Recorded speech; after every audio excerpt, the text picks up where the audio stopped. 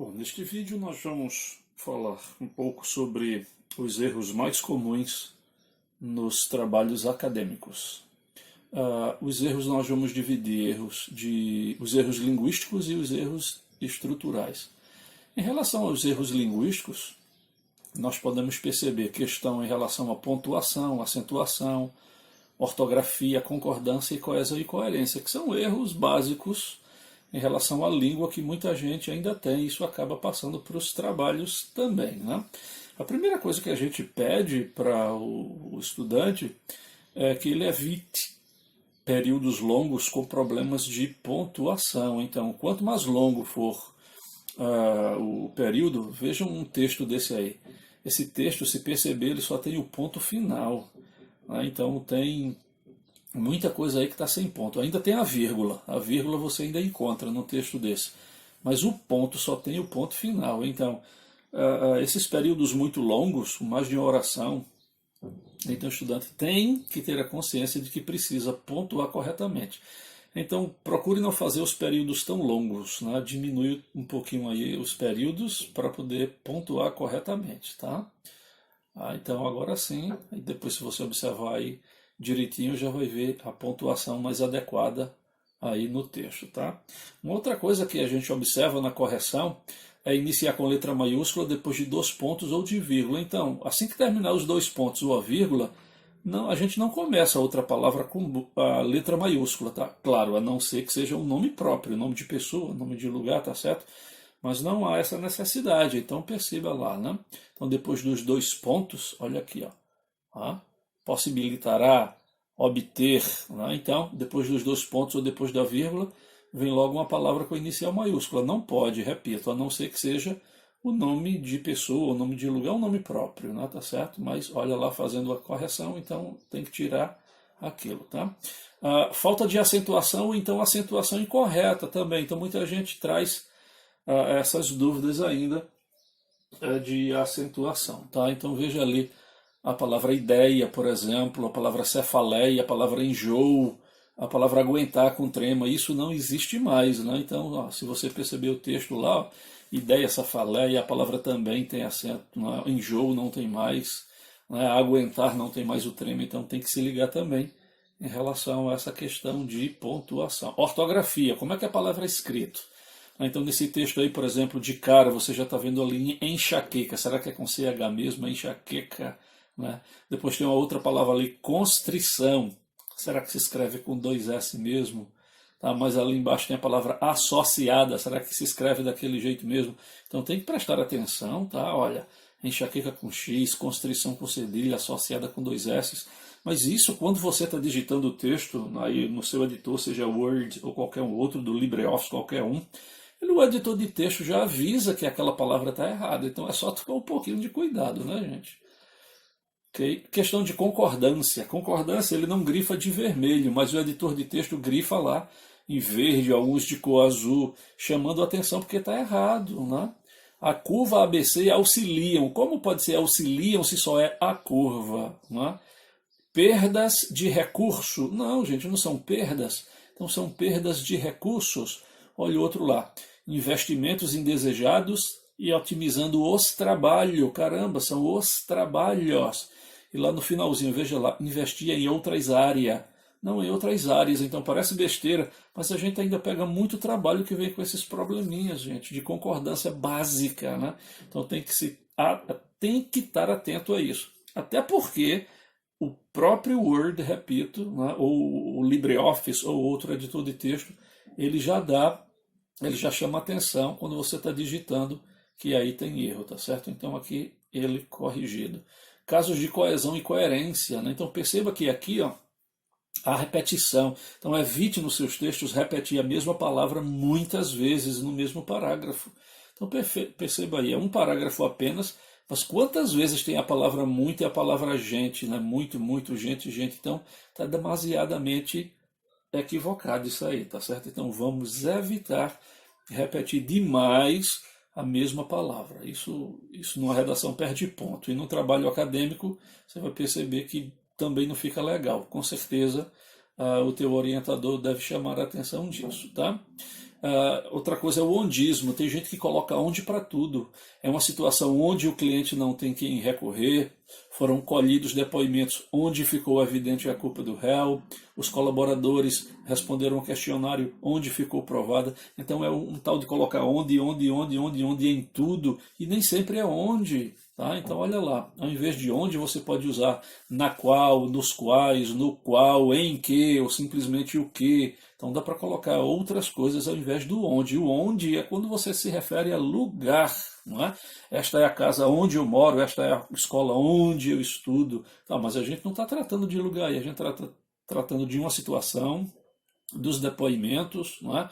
E do questionário. Não tem lugar, tá vendo? Então não cabe aqui o onde utilizar. Então tem que prestar atenção nessas coisinhas de gramática, algumas coisas de divergência, né? A questão de coerência. Né? Bom, veja, nesse conjunto dessas três equações, liderados a empresas e tarefa. Gente, então se ele diz que são três equações, como é que pode ser liderados a empresa e tarefa? São quatro. Estou percebendo, o texto não bate, então essa discordância vai levar a desacreditar o teu trabalho por inteiro. Tem que prestar atenção nessas coisas, tá? Bom, você explica uma coisa, mas não explica muito bem. Se você prestar atenção nesse texto aí, né, então o texto é mais confuso do que explicativo. Então, quem lê não vai entender praticamente quase nada, além dos erros aí, ó, a diferença de mas e mais é importante, que é importante também sem acento, além dos erros de grafia e de acentuação que tem aí também, que nós já chamamos a atenção, tudo bem? Em relação às letras iniciais, maiúsculas nos títulos de obra, isso não precisa desde o acordo de 2009. Então perceba aí, cada palavra do título da obra que você tinha que colocar na referência bibliográfica, então perceba que eles viriam em maiúsculo. Isso não precisa mais, gente. Estão percebendo aí? Então olha lá, cada letrinha maiúsculo, isso não precisa mais. Então fica assim, ó. Só a primeira está abrindo a frase que vem maiúsculo, né? Mas as outras não precisam. Lógico, desde que não seja um substantivo próprio, né? Que aí sempre começa com letra maiúscula, e isso a regra não mudou, tá certo? Agora, em relação aos erros de estrutura do trabalho, tá? Não é mais erros aí em relação à língua, mas é a estrutura do trabalho. Veja, primeira coisa é o uso da primeira pessoa do singular. Então, o trabalho, tá certo? Então, muita gente, eu, mi, não pode, gente. Não pode, né? Então, o trabalho acadêmico, ele é impessoal, ele não pode ter essa primeira pessoa aí, tá certo? Então, tem que se evitar isso.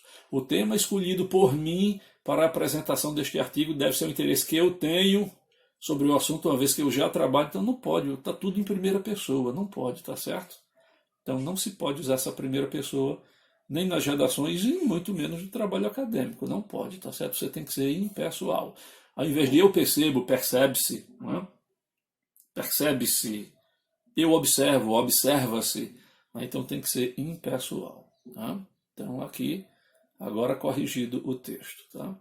Não colocar a página em uma citação direta. Lembra das citações diretas?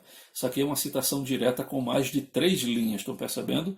Então aqui ó, tem 4 linhas, mais de 3 linhas. O que é que acontece com esse tipo de citação? Sempre que você vai fazer uma citação direta desse tipo, observe o recuo paragrafal, né, um recuo de 4 centímetros. Então, isso aí é a fala de quem? É de Caen. Em que ano? No ano de 2005, está ali. Mas, gente, toda citação direta tem que ter a página da citação. Então, essa citação aqui que você está fazendo, de Caen, uma obra publicada em 2005, gente, foi retirada de qual página? Não tem. Então, deveria vir ali a página. Então, como é que a gente conserta isso? Olha lá. Opa, agora sim. Caen, 2005, página 93. Então, quando o pesquisador for lá, ele vai saber, ó, tá, onde procurar isso aí. Então, se é uma citação direta, então lembre-se, toda citação direta, ela tem que ter, além do autor e do ano, o autor e o ano tem que ter em toda citação, mas a citação direta, além do autor e do ano, tem que ter também o número da página, tudo bem? Agora, a citação direta, também muita gente faz isso de forma incorreta. Dá uma olhada nesse exemplo aí. Ele colocou o autor, Berger, ele colocou o ano, 2002, e colocou até a página, 57. O professor, está tudo certinho aí. Ele deu o recuo paragrafal. Pois é, mas conta quantas linhas tem aí? Conta. Tem só 3, não é? Não pode. tá? Esse tipo aí de citação é de 4 linhas ou mais, só tem 3 linhas.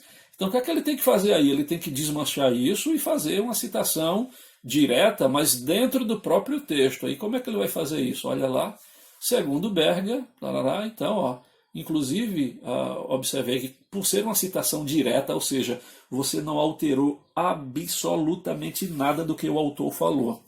Então perceba, ó, o uso de aspas, estão percebendo no começo e no final, essas aspas provando que essa fala não é sua, essa fala é daquele autor. É a diferença para a citação indireta, porque na citação indireta, tá, você não precisa de usar as aspas e não precisa de usar a página, só o autor e o ano. Mas na citação indireta você pode modificar alguma coisa aí das palavras do autor, essa é a diferença, tá certo? Essa citação indireta, repito, é uma citação indireta que só tem 3 linhas, então ela é uma citação direta que só tem 3 linhas, então ela vem nesse formato. Lembrando que se vem com mais de 4 linhas, então tem que vir com o recuo paragrafal, ok?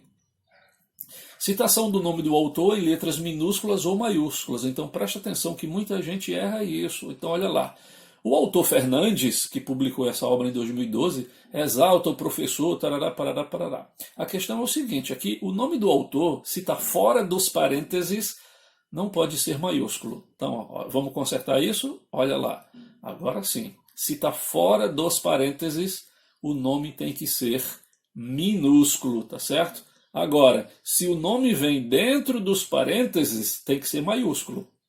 Então perceba que essa é a forma incorreta. Veja lá. Fernandes, 2012, página 132. O nome do autor está dentro dos parênteses. Está errado, não é? Porque o correto é assim agora. Olha lá. Aí sim. Ô professor, mas o que é que eu faço? Eu coloco o nome antes, eu coloco o nome depois, não tem problema. Tá? Aí não tem problema.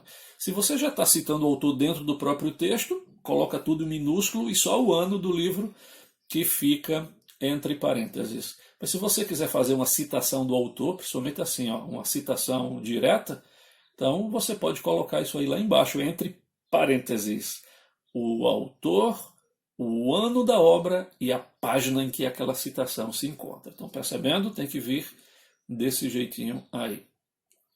Outro erro é citar o autor no corpo do trabalho, mas não nas referências, ou vice-versa. Acontece o contrário também, né? Olha lá. Então você está acabando o teu trabalho, lembra, as referências, né, as pessoas chamavam referências bibliográficas. Hoje não precisa desse nome bibliográfica, porque referência bibliográfica são só livros, revistas, periódicos. E hoje percebam que muitas referências a gente tira dos sites eletrônicos, né? Então nada de referência bibliográfica, tá? Que você está tirando do site eletrônico, então não é bibliográfico. Então deixa somente referências para facilitar, tá? Só referências. Mas isso fica lá no finalzinho do teu trabalho, correto? Então veja, o que vai acontecer é que o teu orientador pode fazer isso. Ó.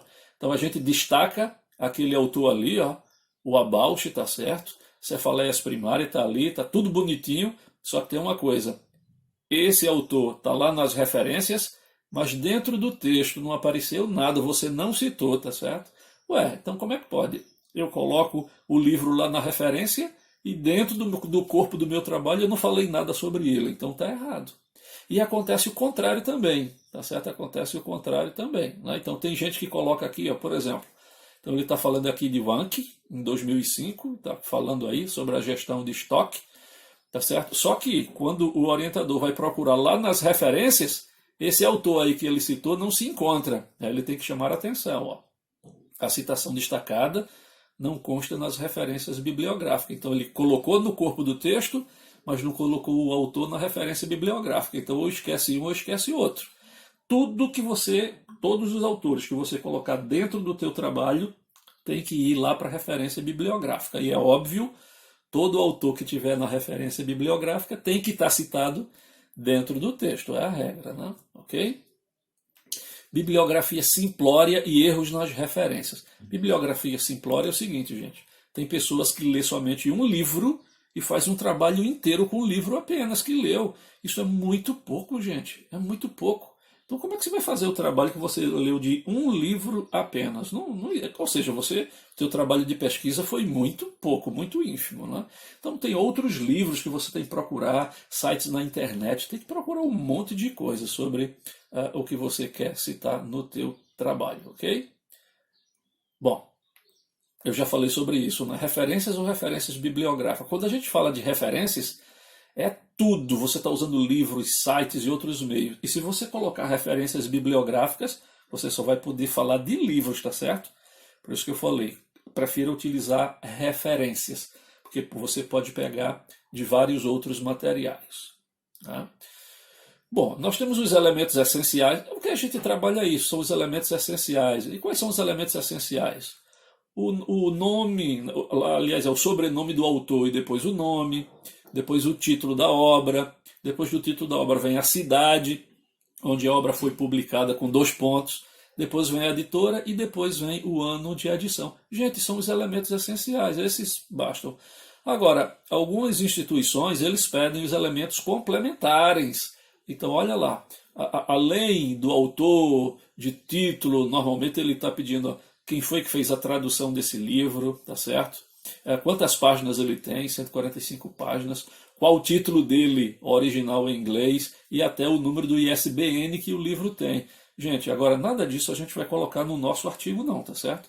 A gente trabalha só com esse primeiro aqui, ó, que são os elementos essenciais, tá? Esses elementos complementares é só se alguém exigir do seu trabalho, que pouca gente faz isso, tá bom?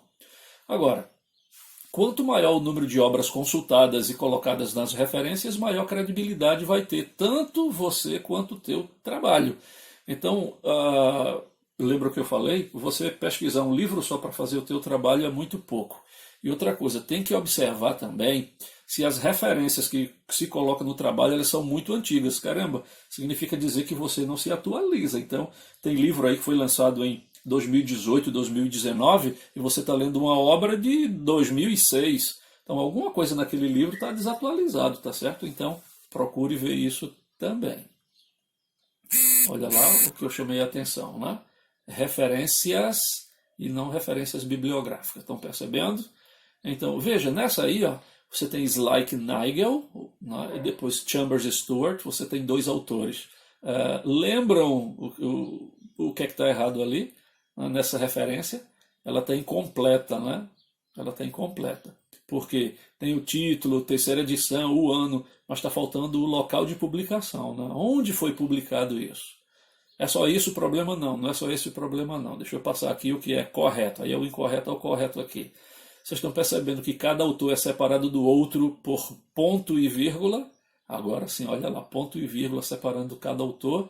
Agora sim, tem o local de edição, ó, São Paulo, e depois a editora Atlas. Agora sim, está tudo completinho. Estão percebendo? Então tem que lembrar disso, né, para poder colocar lá nas tuas referências. Tá?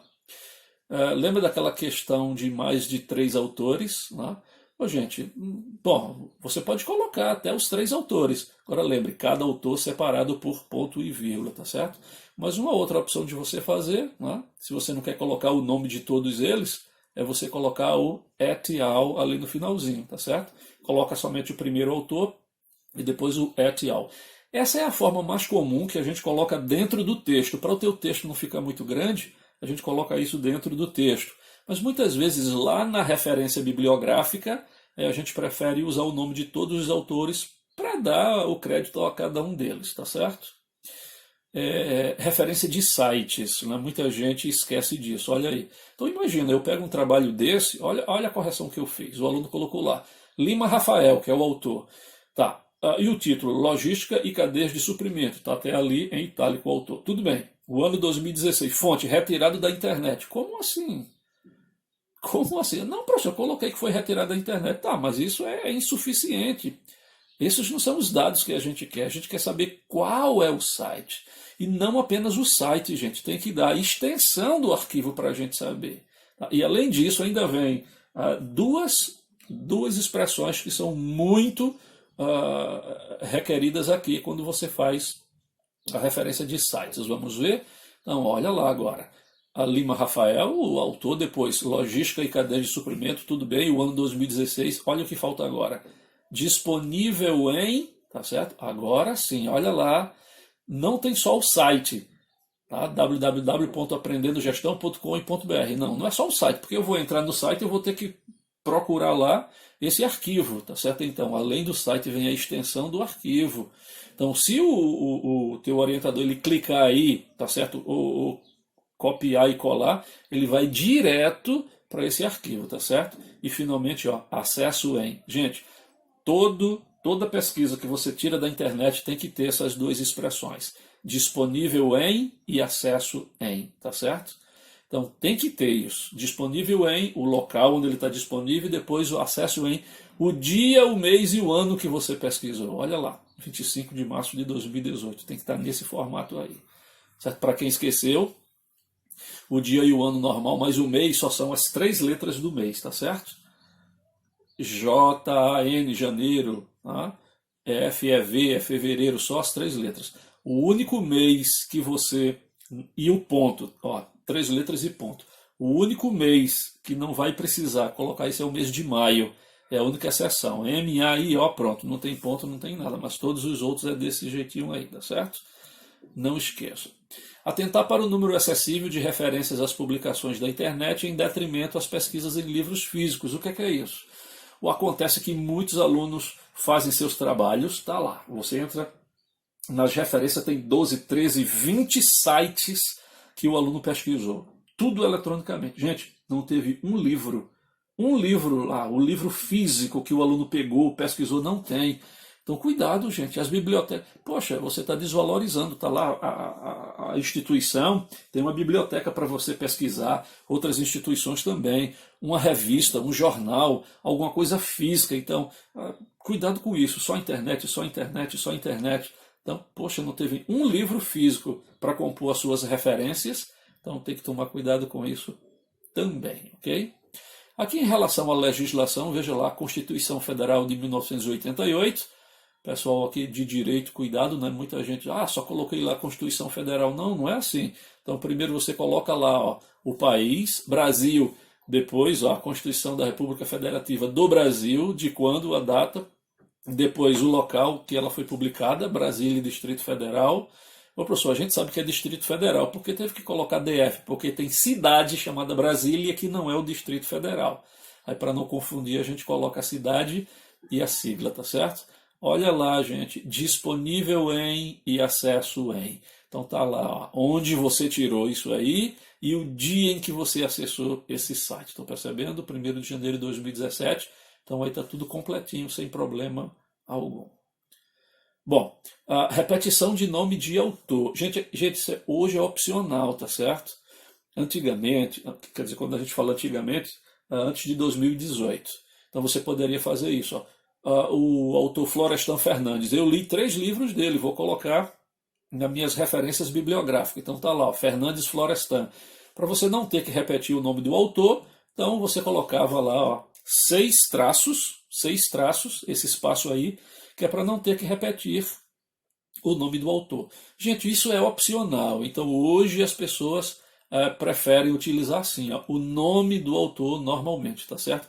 Mas é uma opção, tá certo? Muita gente ainda aceita isso, mas a ABNT nem cita mais isso, tá? A partir de 2018 ela nem cita mais isso. E só para chamar a sua atenção, professor, por que 1978 ali está com asterisco? Na verdade, não seria nem asterisco, seria para usar aqui a letra A e a letra B. Significa que esse autor, nesse mesmo ano, ele teve mais de uma obra, a obra A e a obra B, então teria que ser colocado nesse formato. Olha assim, agora sim, está vendo lá? 1978A e 78B, tá certo? Então é desse jeitinho aí que vem. Bom, citação de citação. O que acontece? Às vezes alguns livros são raros de se ler e eu não tenho esse livro original. O que eu li já foi uma citação feita por outro autor, estão percebendo? Então o que é que eu vou colocar no meu trabalho? Eu vou colocar uma citação de terceiros. Não é uma citação original. E aí, muito cuidado, porque eu vou ter que usar aquela palavrinha em latim, apud. Essa citação aí é uma citação de Nardi, de 1993, colocando como se fosse a citação direta da pessoa, mas muito cuidado, tá certo? Porque, na verdade, quem falou isso aí foi o Koff, né? Isso em 1972, só que eu não consegui esse livro. Mas lendo o livro de Nardi, de 93, lá na página 22, eu vi essa citação se referindo àquele autor anterior. Então, na verdade, é a citação de uma citação, tá certo? Nardi, aí, ele está fazendo essa citação, mas essa citação não é de Nardi. Essa citação é do Koff, tá certo? Então, ou seja, é a citação da citação. Então, tem que vir esse apud aí, citado por, tá certo?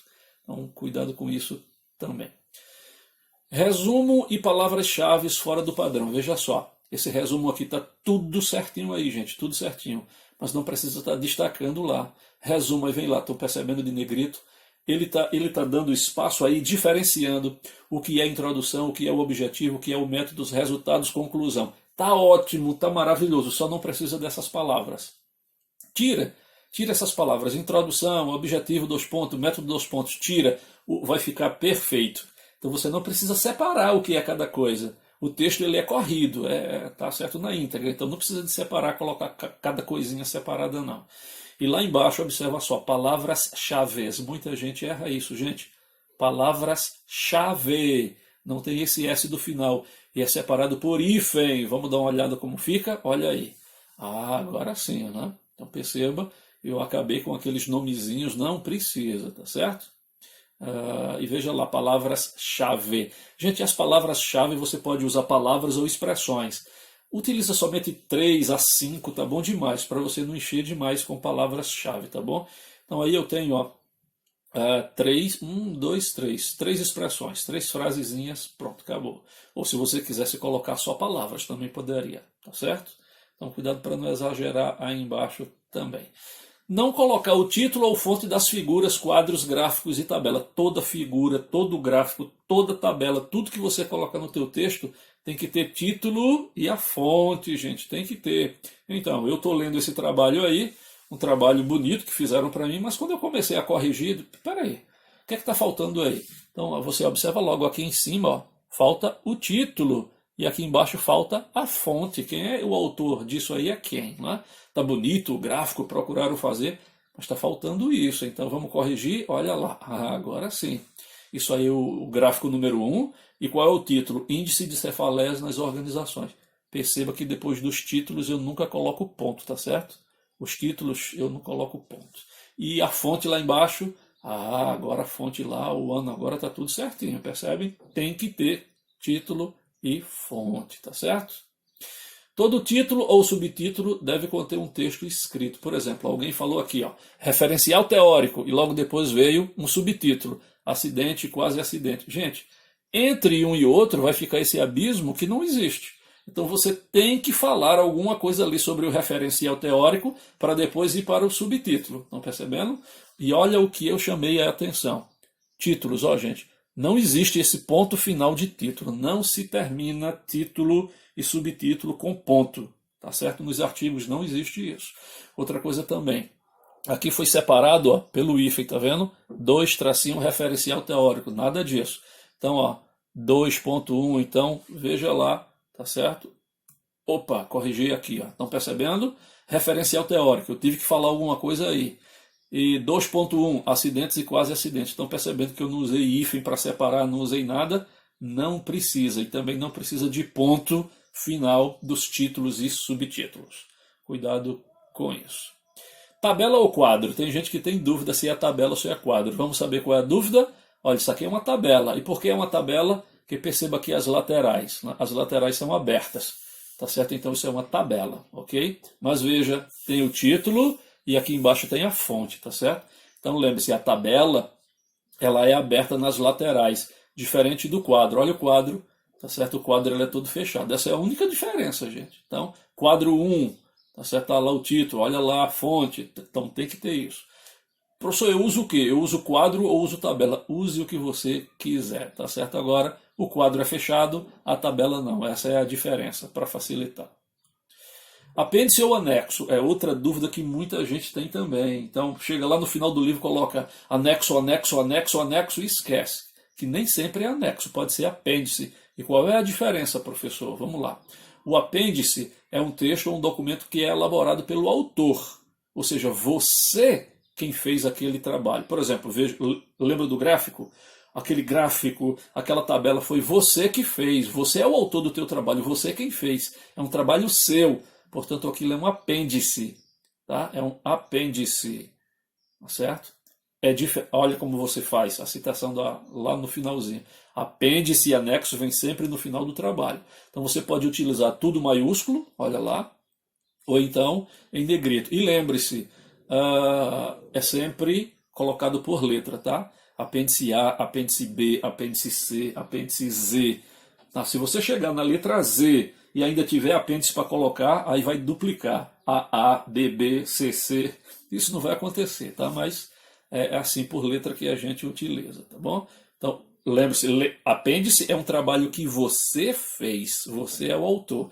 É diferente do anexo. O anexo é um texto, é um documento que não foi elaborado por você, foi elaborado pelo autor do livro. Então você está pegando emprestado aquele trabalho para colocar, tá certo, lá no teu artigo. Então isso é um anexo. Então repetindo, o apêndice você teve o trabalho de fazer, você criou, você fez. O anexo não, ele já estava pronto lá no livro, você pegou e colocou no teu trabalho, tá? Então olha como é que se faz também o anexo por letra, anexo A, anexo B, anexo C. Tá clara essa diferença entre um e entre outro? Muito bem, então não confunda isso, tá certo? E aqui chamar a atenção o resumo, gente, quando a gente for fazer o resumo do seu artigo, lembre que o resumo tem um parágrafo só e não tem aquele recuo paragrafal, tá? Ele só tem um parágrafo, o espaçamento é simples, enquanto o texto do nosso artigo, o espaçamento é de 1,5, tá certo? Então, aqui a gente no resumo é simples, tá certo? O espaçamento é simples. E olha, gente, no máximo 250 palavras, tá certo? A média de 200, 250, 200 é até uma média muito boa para você fazer um resumo. O nome já está dizendo resumo, tá certo? O pesquisador ele vai ler o teu resumo para saber se vai continuar estudando aquele teu trabalho, tá certo? E como eu já falei, o texto né, do nosso trabalho é 1,5, tá certo? Mas para fazer o resumo é espaçamento simples. A formatação aqui, para quem esqueceu, a fonte é Times New Roman. Algumas pessoas usam o Arial, tá certo? Mas o mais comum é o Times. Sempre tamanho 12 e sempre na cor preta. Então, pelo amor de Deus, nada de estar chegando com texto vermelho, roxo ou azul, tá certo? Agora, a gente vai usar essa mesma fonte, Times New Roman 10, quando for para as citações, sempre que eu for fazer uma citação direta, lembra? Aquela citação direta longa com mais de 4 linhas, que eu dou um recuo de 4 centímetros, aquela citação também é em tamanho 10. Lembra que quando você tem um gráfico, uma tabela, quando você tem qualquer coisa que você vai mostrar, você tem que dar um título e a fonte também diminui para 10. Ou quando tem uma nota de rodapé, você tem uma explicação no teu texto, aí você coloca lá no final da página a explicação, isso também é sempre com fonte tamanho 10, tá certo? Então todo o texto é tamanho 12, o tamanho 10 é só para citações com recuo, as legendas e notas de rodapé. As margens, a margem esquerda e a margem superior é sempre de 3 centímetros, e a inferior e a direita sempre com 2 centímetros. Essa superior esquerda é com 3, porque normalmente em cima fica o cabeçalho, e do lado esquerdo fica a parte da encadernação, tá certo? Então daí a esquerda e a superior ser um pouquinho maior. O espaçamento entre linhas é sempre de 1,5, como a gente viu, exceto para o resumo, tá? Que é a primeira coisa que você faz no trabalho, né? Que é simples, é 1. A gente tem uma paginação limitada, tá certo? Para fazer o teu trabalho na nossa instituição, que é de 16 páginas, mas acredite, com 16 páginas, desde a primeira até a última, colocando tudo, até anexos, apêndices, tudo, tá? O máximo de 16 páginas. Acredite, com 16 páginas dá para fazer muita coisa, tá bom? Então essa é a formatação básica. E aqui as referências da ABNT que a gente utiliza para trabalhar com todo esse processo, ok? Então espero que vocês tenham acompanhado e entendido direitinho aí. Qualquer dúvida que tiver na formatação do teu trabalho, então contacta o professor pelo WhatsApp ou pelo e-mail, tudo bem? Um abraço a todos vocês.